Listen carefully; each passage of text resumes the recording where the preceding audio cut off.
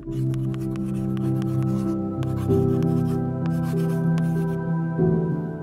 se retrouve pour une nouvelle vidéo sur 10 conseils pour tenir un bullet journal. Si tu n'as pas vu mes deux premières vidéos, j'en ai fait une première sur quel matériel avoir pour commencer un bullet journal et par quelle première page commencer un bullet journal. Et du coup maintenant je te retrouve avec 10 conseils pour commencer un bullet journal ou juste avoir un bullet journal.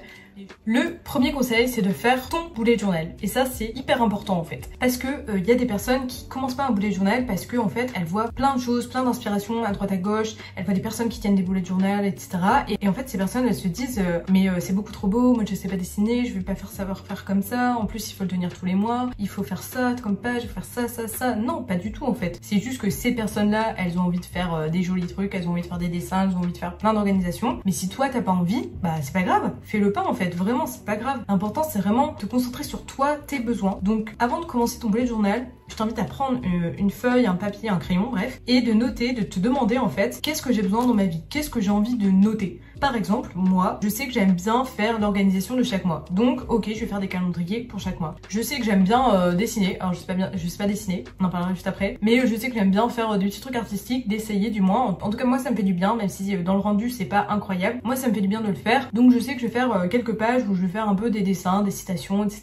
que je vais bien dessiner. Ensuite, qu'est-ce que j'aime faire? Je sais que pour mon travail, j'aime bien avoir des idées en avance, etc. Donc, je vais me faire des pages pour avoir des idées en avance de contenu. Ensuite, qu'est-ce que j'aime bien faire? Quand je pars en vacances, j'aime bien avoir mon itinéraire en avance, savoir ce que je mets dans ma valise. J'aime bien aussi noter les films que j'ai vus, les séries que j'aime bien. J'aime bien noter aussi des souvenirs positifs que j'ai chaque mois. J'aime bien noter plein de choses en fait. J'aime bien noter des citations inspirantes, j'aime bien noter... bon bref, il y a plein d'idées en fait. Les possibilités de pages que tu peux mettre dans un bullet journal, elles sont infinies parce que ça dépend de toi. Et comme on est 7 milliards sur Terre je crois, et du coup ça fait... Enfin, tout le monde n'a pas un bullet journal, mais bon, en tout cas ça fait énormément d'idées. D'ailleurs, si t'as pas d'idées, tu peux retrouver mes tableaux sur Pinterest où je mets plein d'idées en temps réel. Et sinon, j'ai fait un article que je te mets en description où il y a plus de 80 pages d'idées de pages à faire pour ton bullet journal. Mais voilà, garde bien en tête que c'est ton bullet journal, ton organisation, ta vie. Voilà. Deuxième conseil, ne cherche pas à être perfectionniste. Alors ça, c'est un conseil qui me concerne moi-même parce que je suis une personne perfectionniste. Quand je souffrais de troubles alimentaires, je l'étais encore plus, mais genre fois 100. Aujourd'hui, ça va quand même beaucoup mieux parce que justement, j'arrive à relativiser. Mais je comprends en fait qu'il y a plein de personnes qui soient encore perfectionnistes et c'est vraiment ultra important pour moi de intégrer ça déjà avant même de commencer un bullet journal, de la question du perfectionnisme, de vraiment relativiser par rapport à ça parce que sinon tu vas te mettre plein de barrières et en fait le perfectionnisme c'est l'ennemi numéro 1 de la productivité, c'est l'allié numéro 1 de la procrastination et en fait si tu veux faire des choses parfaitement, parfois tu veux tellement faire des choses parfaitement, t'as tellement peur de pas faire des choses bien que tu fais pas et c'est dommage quand même. Donc oui, c'est possible que tu fasses des erreurs, c'est possible que tu fasses un dessin où tu t'étais trompé et du coup ça fait pas très beau. C'est possible que tu fais une lettre et qu'en fait ça donne pas du tout le rendu que tu voulais. Mais c'est pas grave, vraiment c'est pas grave. En fait c'est dans les erreurs entre guillemets, parce que c'est pas non plus une erreur horrible, c'est dans les erreurs qu'on apprend et vraiment c'est comme ça, c'est en tombant qu'on a appris à marcher, c'est comme ça que ça marche. Je sais que c'est chiant mais tu vas en faire des erreurs et même moi je fais des erreurs. Je viens de commencer mon nouveau bullet journal il y a 2 jours, j'ai fait une première page, j'étais trop contente de ma première page et sur ma deuxième page j'ai fait ce dessin et j'ai acheté des nouveaux stabilos et du coup en fait j'ai voulu tester ça, de faire le jaune des lucioles au stabilo mais en fait pas ouf parce que là vous le voyez peut-être pas mais bon en vrai ça va mais ça transperce un peu. Du coup, forcément j'ai été un peu déçue, mais en vrai c'est pas grave parce que je suis quand même très contente en fait, ça m'a fait du bien sur moi-même et le but c'est pas de faire quelque chose de perfectionniste. Ensuite là pour juillet, donc là c'est à l'envers pour vous, mais en fait j'ai fait un trait de trop et après je me suis dit bon je vais le rajouter sur chacun en fait, c'est pas grave, vraiment c'est pas grave, le but c'est pas de faire quelque chose de parfait. Pareil pour ce dessin là, je sais pas bien dessiner donc forcément j'ai des rectangles qui ressemblent un peu à rien mais en fait ça se trouve là vous vous dites non en vrai ça va, mais on est souvent beaucoup plus dur avec soi-même que on l'est pour les autres. Mais du coup vraiment c'est important de se dire c'est pas grave si c'est pas parfait. Le but c'est pas de faire un journal parfait. Le but c'est de faire un journal qui te fait du bien et que t'aimes bien en fait. Et c'est pas, tu vas pas t'inscrire à un truc d'art, voilà, incroyable. La semaine dernière, ou il y a 2 semaines, j'ai une copine qui, j'ai 2 copines qui étaient là. Et j'ai une copine qui a regardé du coup mon premier bullet journal. Et en fait, ma pote, elle a regardé et elle m'a dit « Oh, j'aime trop, c'est vraiment fait main, avec plein de petites imperfections et ça fait trop joli. » Et en fait, bah, elle a complètement tout résumé. C'est que c'est ça en fait, l'imperfection fait la beauté aussi, hein, vraiment. Chaque personne a plein d'imperfections, personne n'est parfait. Et c'est aussi les imperfections de l'une et l'autre qui fait que ben on est unique en fait. Donc les imperfections, c'est pas quelque chose de péjoratif du tout. Voilà, vraiment très important du coup de prendre du recul par rapport au perfectionnisme. Un troisième conseil qui est lié au premier et au deuxième, c'est de ne pas te comparer. Vraiment, c'est ultra important parce que bah, c'est pas un concours encore une fois. Si tu fais ton bullet journal pour toi, donc ça sert à rien de te comparer. Moi, si je me compare à ce que je vois sur Pinterest, je me dis oula, c'est pas très beau ce que je fais. Mais en fait, je m'en fous parce que bah, c'est pas ça l'important en fait. C'est vraiment de faire un truc qui te plaît, qui te fait du bien. Mais donc du coup, ne te compare pas à ce que je fais, ne te compare pas à ce que les autres font, ne te compare pas à ce que tu vois sur Pinterest. Focalise-toi sur toi. Mais ça vaut dans pas mal de choses dans la vie en général, mais vraiment c'est très important si tu veux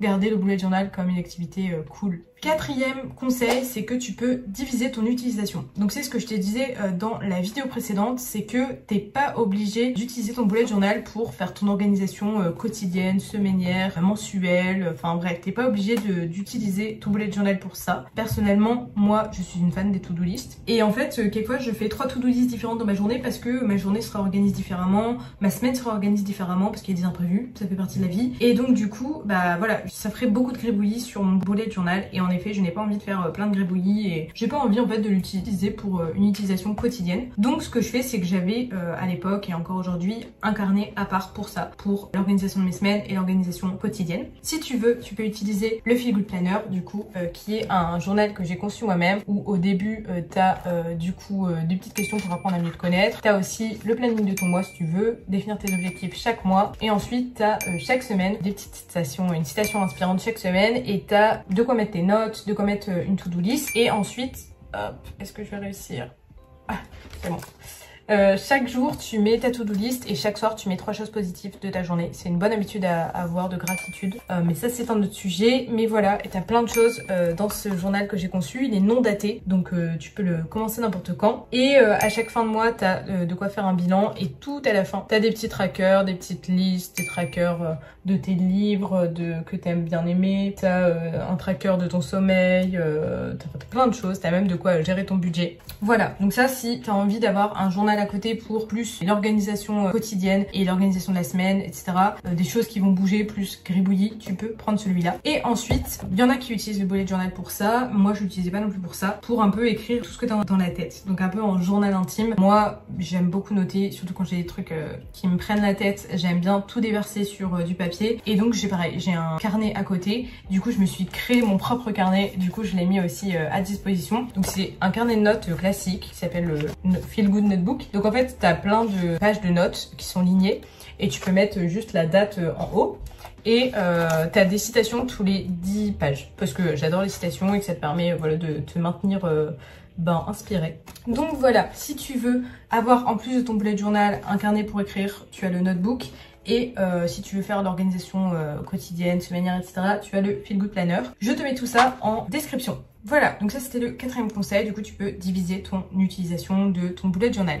Le 5e conseil, c'est que tu n'as pas besoin de savoir dessiner. Très important aussi, parce que vraiment, je ne sais pas dessiner. Enfin, un bonhomme, je le dessine avec un rond, un bâton, un autre bâton et encore un autre bâton. Donc vraiment, je ne sais pas dessiner, j'ai pas de talent particulier du tout pour dessiner. Mais comme je le disais, moi j'utilise énormément Pinterest, donc je suis constamment inspirée avec plein de dessins, etc. que je trouve.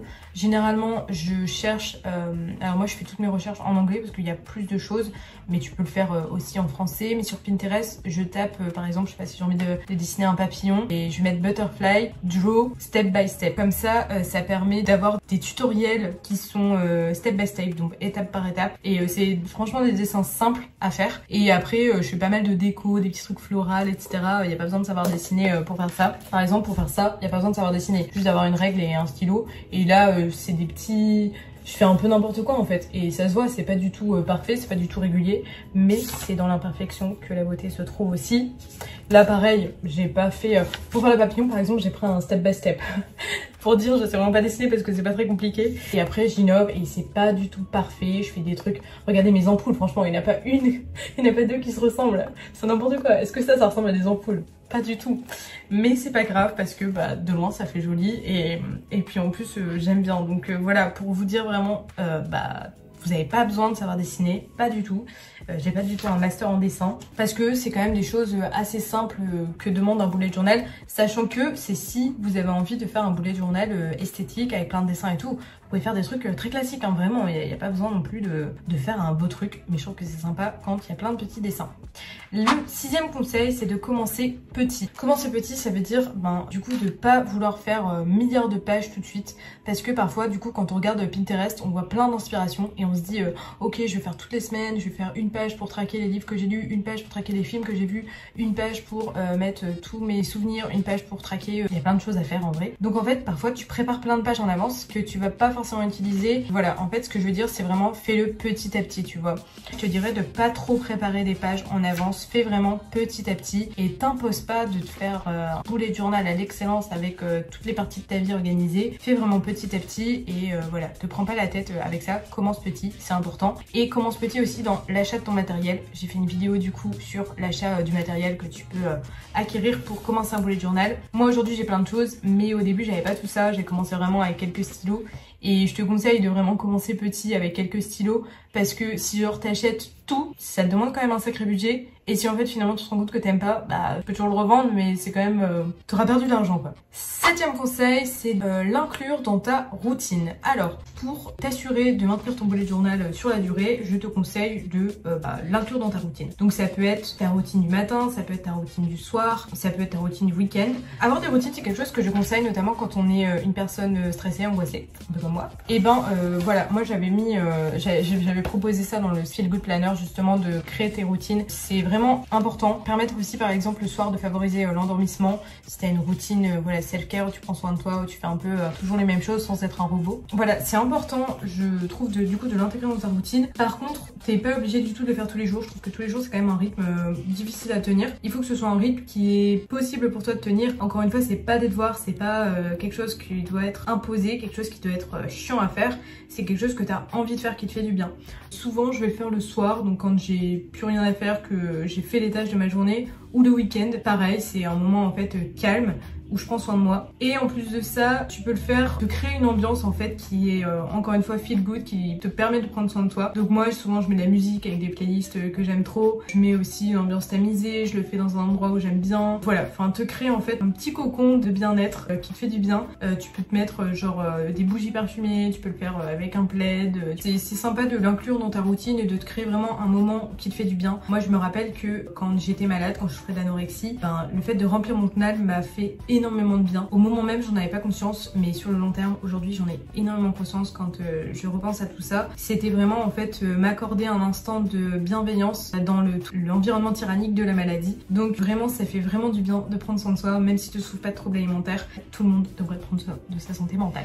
Le 8e conseil, c'est de t'inspirer. Bon, je pense que j'ai déjà dit maintes et maintes fois que j'utilise Pinterest pour m'inspirer, mais en vrai t'as pas que Pinterest, t'as aussi Instagram, t'as YouTube et tu peux aussi en trouver sur Google. Donc voilà, inspire-toi, écris genre bullet journal ID ou Bujo ID. Bujo ça veut dire bullet journal en fait, c'est juste la contraction des deux. Alors moi je parle en anglais, mais tu peux aussi le faire en français, en idée de page bullet journal, etc.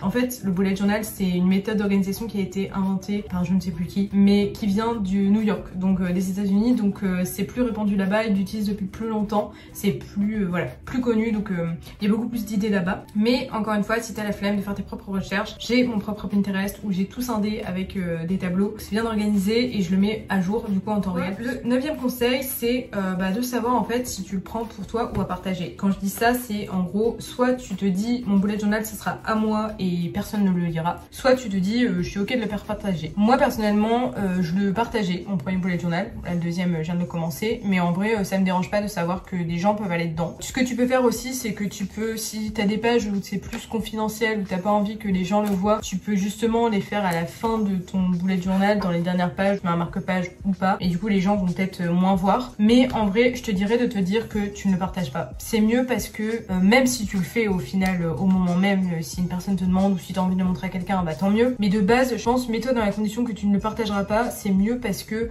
au moins tu vas pas te censurer. Parce que le but d'un bullet journal, c'est de te faire du bien, c'est de sortir tout ce que tu as dans ta tête, c'est de te déstresser, etc. Donc si tu te dis, bah non, je vais pas noter ça parce que je veux pas que les gens le sachent, c'est pas génial parce que le but du bullet journal, c'est que ça te serve à toi, pas que ça serve aux autres. Donc voilà, moi je te dirais plutôt de te dire, je vais le garder pour moi. Et si tu as envie de le montrer à quelqu'un au moment même, bah tu le feras. Le 10e conseil, qui est le dernier conseil, et ben c'est de t'arrêter si c'est trop de stress. Si tu prends conscience que, genre en fait ton bullet journal t'apporte plus de stress que te détend, si tu prends conscience que c'est plus une contrainte qu'autre chose, que tu mets plein de pression, bah déjà essaye de relativiser. Mais si t'arrives pas, bah arrête. Vraiment ça sert à rien. Enfin c'est pas un devoir, c'est quelque chose pour faire du bien. Si tu vois que ça te fait pas du bien, bah c'est tout. Ça veut dire que c'est pas ton truc. T'auras essayé et c'est pas grave. Vraiment il existe plein de choses dans la vie. Chacun a ses outils pour prendre soin de soi, pour gérer son stress. Si c'est pas ton outil, c'est pas grave, il y en existe plein d'autres et t'en trouveras un autre. Mais vraiment te mets pas de pression et si c'est trop de stress, arrête. Vraiment ne persévère pas, ça sert à rien. Même si t'arrêtes, et c'est pas un échec en fait. T'auras essayé et voilà, ça te plaît pas plus, c'est pas grave. Voilà, je pense que j'ai tout donné comme conseil. Je pense pas que je referai de vidéo sur le sujet bullet journal tout de suite parce que bah là j'ai parlé du matériel, des premières pages et de mes conseils. J'ai un article de blog du coup que je mets en description où il y a plein d'idées de pages, il y en a 82, dont les pages que je tenais quand je souffrais de troubles alimentaires. Donc voilà, je pense pas que je referai une vidéo tout de suite. Peut-être que j'en referai dans quelques mois pour vous montrer l'avancement de mon propre bullet journal. Ou peut-être si vous avez des questions qui nécessitent une vidéo, enfin vous êtes plusieurs à me demander des questions qui nécessitent une vidéo, j'en ferai une. Et voilà, et ben écoutez, j'espère que ça vous a plu, n'hésitez pas à me le faire savoir en me mettant un pouce, en s'abonnant, ça me permet de me soutenir. Et puis n'hésitez pas à me dire vraiment si ça vous plaît le format vidéo, parce que si ça vous plaît, pourquoi pas j'investirai dans du matériel et je ferai plus souvent des vidéos sur d'autres thématiques liées aux troubles alimentaires ou non, peut-être plus santé mentale si ça vous plaît. Je vous remercie d'avoir regardé jusqu'à maintenant et je vous dis à bientôt, ciao ciao.